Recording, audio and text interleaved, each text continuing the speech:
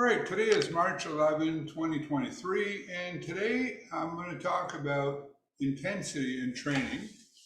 And this is as much about asking questions as it is providing answers. So recently, I had another trainer open up close to my area, and some of my clients who literally, instead of having to do a 40-minute drive, have to do a 5-minute drive to get there. And I understand, and I know this trainer, and I certainly recommend him. I've trained with him before, and so I get it that folks might decide to do that. So I've had a couple of people who have switched to him. So other clients know, and one of the things they're reporting back is that they feel like they're more spent after they've done a workout with this gentleman, and that person works them out harder. Well, one of my clients who was relaying that information pointed out, well, it's not you that, it's not the trainer that determines how hard you work. It's up to you to work as hard as you can. And they said, well, this person gets more out of them. So where I'm coming from with this is, how hard do you have to train in order to get results, and does it how much does it matter? Can you train too hard? Is it now hard is not hard enough? So I'm going to name some people in there, and I'm going to paraphrase them, not quote them from memory, and I will send this to them to make sure I'm not paraphrasing them wrong, so give them the opportunity to correct me. But also I'd like to get an opinion on things. So first of all, here's my quick thoughts. So, in my opinion, you definitely have to work out hard enough. And the word training to failure, maybe I should take a second and elaborate, because that gets thrown around a lot. And there's very many different definitions to that. On the one hand, I've heard one definition that people who are training with a relatively rapid cadence, like as fast as 1 second up, 1 second down, or even faster. I've seen videos of that where the training is being described where you can no longer maintain your speed of movement. When the reps start to slow down and you can't do the same speed, that's considered failure. On the other hand, I've seen people where failure, and some of the people who have criticized failure, is the idea that people are doing as many reps as they can in any possible manner they can, including cheating and things like that. And of course, there's many dangers to injuries and getting stuck under a weight and things like that come into play. But typically, when I think of training to failure, I think of doing as many reps as you can do in perfect form. And then again, there's another definition, what exactly is perfect form. So, one of the things, I mean, I guess maybe the trainer I'm referring to is Blair Wilson. Blair, the most recent one, Blair owns MedX Precision Fitness in Toronto and just opening a facility here. And I've trained in him, and he's a great trainer. And of course, keep in mind here, the population that I'm referring to generally are people in their 60s and their 70s. Now, also Ellington Darden more recently has come out and basically said that maybe he was wrong all these years about getting people to train to failure, and he believes that people should train hard, but they should not go to failure. Now, there's been studies that have been done, and here I'll name, I think, the studies that James Fisher, James Steele, Luke Carlson, where they've tracked set extending techniques, things like forced reps and rest pause and all these various things, and whether or not they actually improve results. And apparently these studies, I haven't looked at them, show that these set extenders or intensity multipliers, whatever, don't really do anything more than just training to plain regular failure. And the way I look at it is this, is first of all, no matter how you train, failure, whatever it is, most of your results are going to come in the first year, and then results after that are going to be largely incremental. And apparently studies have shown that that's the case no matter what methodology that you're using. And I often say the biggest difference is, whether you lift weights or you don't. And as long as you don't hurt yourself in the process and you have some level of intensity, you're going to get results. But anyways, after the first year, progress will be incremental.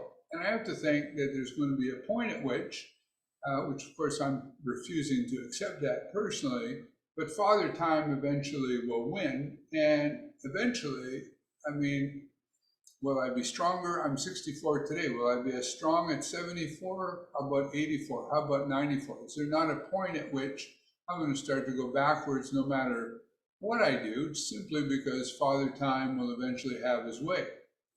But either way, even if that's not true, even if I can continue to improve incrementally, no matter how minimal those increments would be, which is sort of my goal, I will never improve beyond my genetic potential.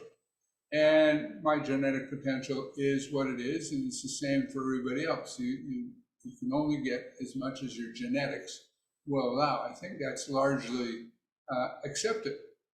But then another factor with this is perception of getting a good workout by clients, because clients will look at, are they getting results? So I can show results that my clients are lifting more weight over time, using also body composition tools. I can show them whether or not they're gaining muscle, losing fat, all those things, which, one of the things that I think is that strength increases will happen much more than actual hypertrophy in many cases, but I can show that as well, and it's going to happen over time. So if, let's say, I was going to concede whether it's more intensity or less intensity than what I happen to be using as a standard of reference was going to give you results somewhat faster. Let's just use that as an example. Well, if you're training for life, how fast you're getting the results, to me, is not as important as to whether or not you're actually improving over time. Now, if you're training for a specific event, a specific bodybuilding contest, you have a certain goal by a certain time, you may be, of course, concerned about reaching the maximum amount of results in that specific amount of time.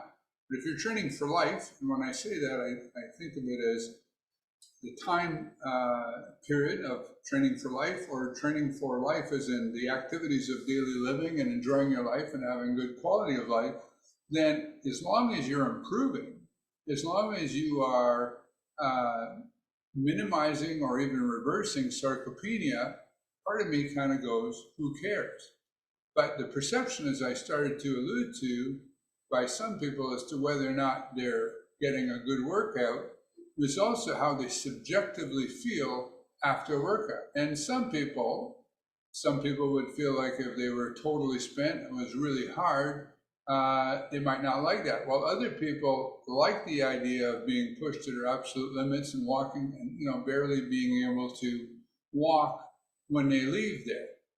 Personally, I sort of shy away from going that hard, and maybe I'm wrong, and this is where I'm looking for feedback on here. Part of the reason is I'm training 60-year-olds, 70-year-olds, and 80-year-olds who are subject to falls and things like that, is, to me, if I train somebody so hard that they can barely walk as they walk out, and that maybe their walking is impaired for several hours afterwards, then I'm thinking, am I potentially making these people more prone to a fall and whatnot?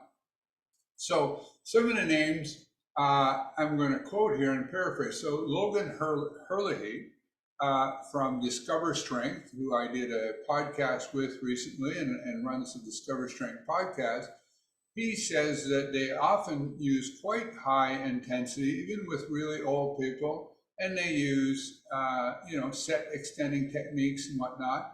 And he alludes to the fact that he's not sure that really gets people better results, but I think it's the perception. Again, I'm paraphrasing, that people feel like they've gotten a really good workout when you push them that hard. Skylar Tanner, again, I'm paraphrasing, has talked about as soon as he sees any kind of compromise in the form, even like making faces, breath holding, and things like that. If people are not able to be completely stoic and continually do perfect reps, he calls that failure. And I believe James Steele and James Fisher, and I think maybe in collaboration with Luke Carlson and the results and the data that they got from working with the people from Discover Strength, are the ones who came up with the idea that training, set extenders and things like that don't really get better results. Now, Andrew Short was a trainer from Ottawa here, also somebody that I respect and think very good. And some of the people who came from him because of proximity felt that they were leaving there barely being able to walk after they were doing things. And so Andrew might pipe in on this and see and talk about what his thoughts are on this subject. Doug McGuff has talked, I think, about sort of a switch going where you kind of know you've done enough.